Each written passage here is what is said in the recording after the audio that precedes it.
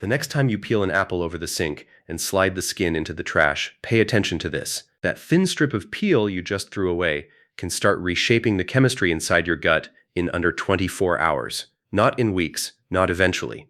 Within a single day of eating the fruit whole, the bacteria living in your colon begin producing a different set of compounds, some of them protective, some of them anti-inflammatory, most of them absent when the skin is gone. Think about the apple that went into a lunchbox this morning, the slices sitting on top of your salad, the bottle of clear juice in your fridge door. Same fruit on the label, wildly different signals reaching your body, and almost no one you know can tell you why. Here's what makes this one so easy to get wrong.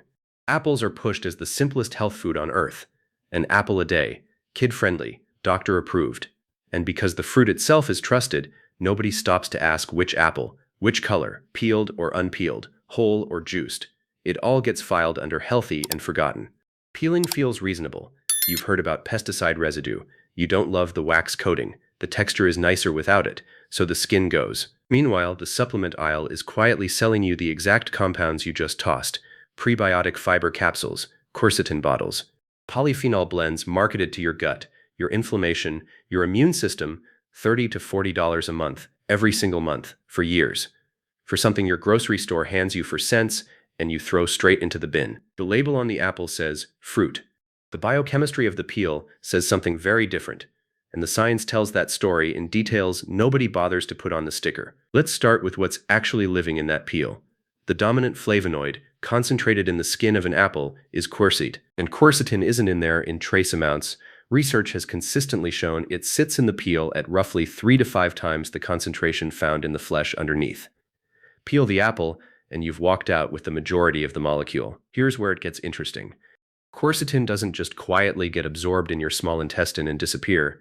A meaningful portion of it survives the trip to your colon, still bound to the fiber it rode in on. Once there, it does something the supplement industry loves to charge you for. It starts shifting the balance of which bacterial species are allowed to thrive.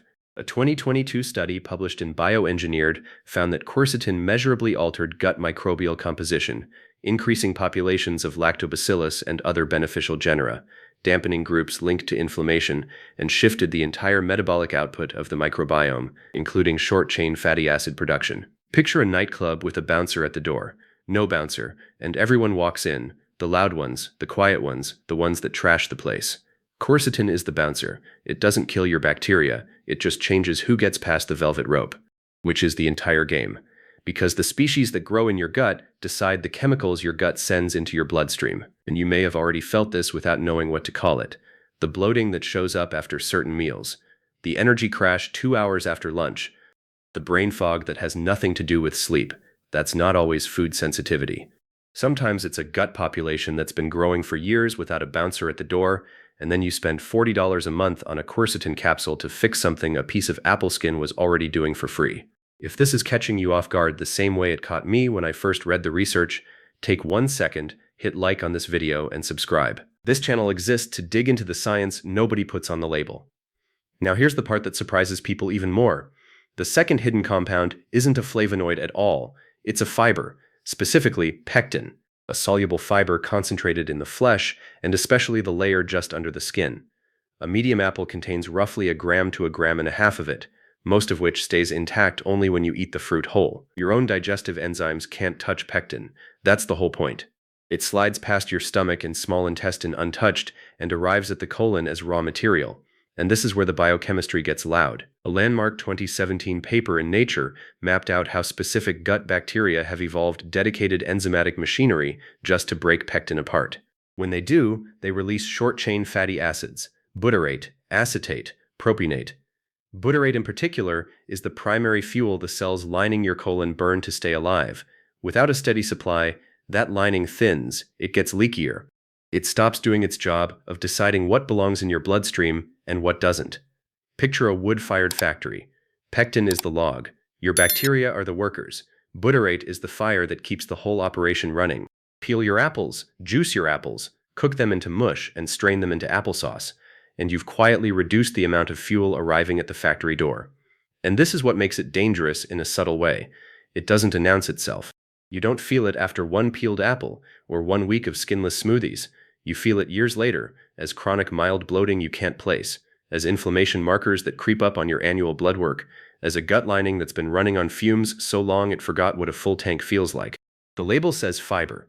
The biochemistry says fuel. The person most at risk here is the one who thinks they're doing the most. The parent peeling apples every morning because it looks safer. The dieter reaching for cold-pressed apple juice because the bottle says organic. The person eating 3 apples a day, skin removed, convinced they've built a bulletproof breakfast. They haven't. They've taken the fruit apart and kept the wrong half. They've handed their colon the sugar and thrown away the machinery that was supposed to balance it. This is the quiet cost of trusting the label instead of the biochemistry. The peel wasn't a garnish. It wasn't a texture problem to solve. It was the entire delivery system for the compounds the rest of the apple was supposed to deliver. You didn't skip a snack, you skipped the pharmacy. So what do you actually do with this? First, skin on, always. Wash it, don't peel it. If pesticide residue is your worry, soak the whole apple in a bowl of water with a teaspoon of baking soda for about 15 minutes, then rinse thoroughly. Research has shown this removes a significant portion of surface residue without stripping the peel. Peeling to feel safe is throwing away the reason the apple was worth eating in the first place. Second, pick pigmented varieties. The compounds you're after, quercetin, anthocyanins, and the rest of the polyphenol family, cluster in the peel, and the darker or more streaked the skin, the higher the concentration tends to be. Deep red varieties like Red Delicious, Braeburn, and Pink Lady generally outperform pale-skinned apples like Golden Delicious on polyphenol content. Given a choice, reach for the darker one. Third, eat it whole, not juiced. Cold-pressed apple juice is essentially the sugar with none of the fiber and a fraction of the polyphenols. If you love apple juice, treat it as dessert, not health food. The moment you strain out the pulp and peel, you've deleted the pectin, which means you've deleted the fuel your gut bacteria were going to use. Fourth, pare the fat. Quercetin is fat-soluble. Eat your apple with a small handful of nuts, a spoon of nut butter, or a slice of cheese, and absorption goes up meaningfully compared to eating it alone with water. A snack of an apple and almonds is not a random combination, it's chemistry doing what the food industry doesn't bother to explain. You're not someone who just eats apples anymore.